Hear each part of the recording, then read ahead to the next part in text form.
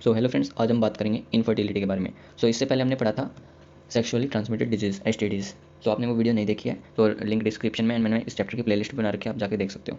Infertility जो हमारा topic आता है, इसमें बताया हुआ है जो हमने रिप्रोडक्टिव हेल्थ ये टॉपिक पढ़ा, अगर हम इसमें जो इनफर्टिलिटी का डिस्कशन नहीं करेंगे सो ये इनकम्प्लीट माना जाता है। मतलब कि अगर हम इनफर्टिलिटी इंक्लूड नहीं करेंगे इस रिप्रोडक्टिव हेल्थ टॉपिक में सो ये अधूरा माना जाता है। अब अगर हम बात करें तो लार्ज नंबर ऑफ़ कपल्स कैसे हैं all over the world, including India. India में भी कैसे हैं, इनफर्टाइल हैं, ठीक है। तो लार्ज नंबर ऑफ़ कपल्स कैसे हैं वर्ल्ड में, या फिर इंडिया में भी मान लो इनफर्टाइल हैं, मतलब कि वो प्रोड्यूस नहीं कर पाते चिल्ड्रन, ठीक है। चाहे वो अनप्रोटेक्टेड सेक्सुअल कोई हैबिटेशन करें, मतलब कि विदाउट कॉन्ट्रासेप्टेड के करें, तभी भी वो प्रोड्यूस नहीं कर पाते चिल्ड्रन, ठीक है। ये रीज़न कुछ भी हो सकता है उनका, कहीं फिजिकल कॉन्जेनिटल डिजीज़ भी हो सकती है, ड्रग्स, इम्यूनोलॉजिकल, साइकोलॉजिकल, ये सारे रीज़न हो सकते हैं जिसके कारण वो चाइल्ड को प्रोड्यूस नहीं कर पाते।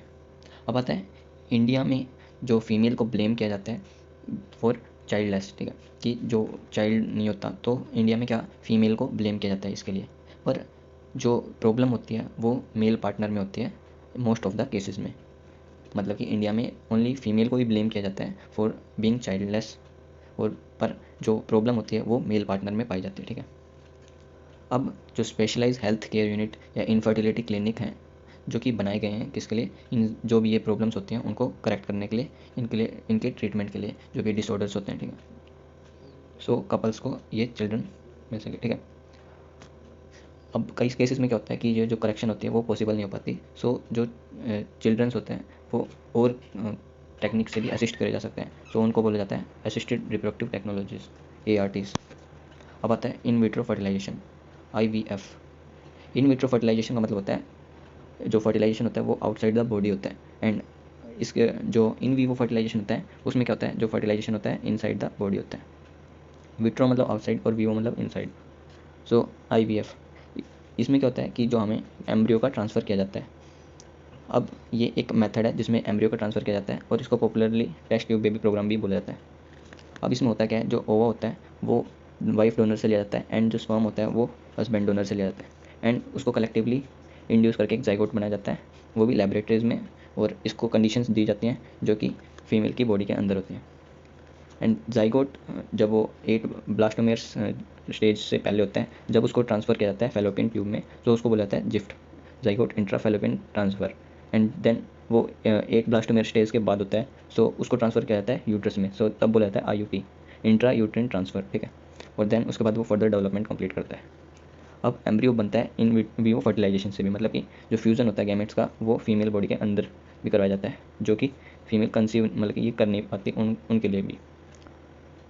अब ये जो ट्रांसफ़र होता है ओवम का, कलेक्ट किया जाता है एक डोनर से, और जो ट्रांसफ़र किया जाता है फेलोपियन ट्यूब में अनदर फीमेल के, इसको बोला जाता है gift, gamete intra fallopian transfer. And इसके बाद आता है कि जो कि फीमेल जो प्रोड्यूस नहीं कर सकती उसको सूटेबल इन्वायरमेंट दिया जाता है फॉर फर्टिलाइजेशन, और जो फर्दर डेवलपमेंट होता है वो अनदर मेथड से किया जाता है। अब आता है इंट्रासाइटोप्लाज्मिक स्पर्म इंजेक्शन, ICSI। ये एक स्पेशलाइज प्रोसीजर है। इसमें क्या किया जाता है, जो एम्ब्रियो होता है वो लेबोरेटरीज़ में रखा जाता है और स्पर्म को डायरेक्टली इंजेक्ट किया जाता है ओवम में। और कई केसेस में क्या होता है, जो इनफर्टिलिटी होती है वो मेल पार्टनर के कारण भी होते हैं, इनएबिलिटी ऑफ मेल पार्टनर। जो स्पर्म में जो इजैकुलेट करते हैं तो उसमें लो स्पर्म काउंट होता है, उसकी वजह से भी ये केसेस होते हैं इनएबिलिटी के। उसको करेक्ट करने के लिए आर्टिफिशियल इंसेमिनेशन या AI टेक्निक का यूज़ किया जाता है।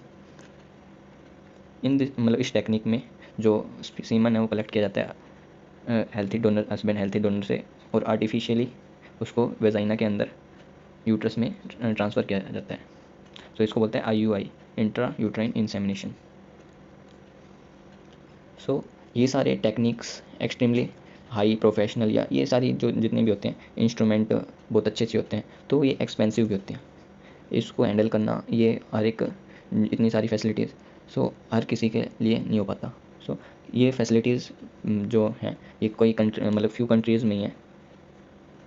ये इतनी मिल नहीं पाती, इतनी बेनिफिटेबल भी नहीं होती, और ये अफोर्डेबल भी नहीं होती है। लिमिटेड नंबर्स ऑफ पीपल, मतलब जो लिमिटेड पीपल्स होते हैं उनके लिए अफोर्डेबल नहीं हो पाती। नहीं कर पाते, सो ऑर्फन्स को आप ले सकते हो। और कुछ जो मतलब कि अडोप्शन के बारे में बताया, इनमें क्या कि जो लीगल अडोप्शन आप कर सकते हो, ये सबसे बेस्ट मेथड बताया जाता है फॉर पेरेंटहुड के लिए, ठीक है। सो ये चैप्टर हो गया कंप्लीट। Thanks for watching.